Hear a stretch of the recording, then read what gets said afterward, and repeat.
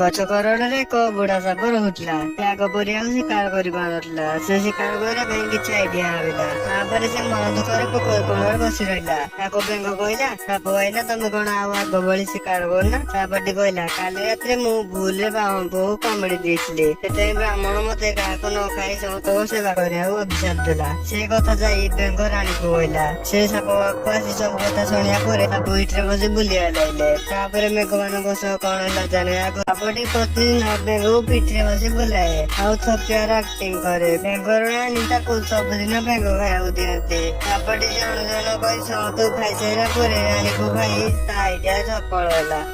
Video ଗୋଟେ like କରି ଚ୍ୟାନେଲକୁ ସବସ୍କ୍ରାଇବ କରିଦିଅନ୍ତୁ। ସାପଟି ପ୍ରତିଦିନ ବେଙ୍ଗକୁ ପିଠିରେ ବସି ବୁଲାଏ ଆଉ ଥକିବାର ଆକ୍ଟିଂ କରେ। ବେଙ୍ଗର ରାଣୀ ତାକୁ ସବୁଦିନ ବେଙ୍ଗ ଖାଇବାକୁ ଦିଅନ୍ତି। ସାପଟି ଜଣ ଜଣ କରି ସମସ୍ତଙ୍କୁ ଖାଇସାରିଲା ପରେ ରାଣୀକୁ ଖାଇ ତା ଆଇଡିଆ ସଫଳ ହେଲା।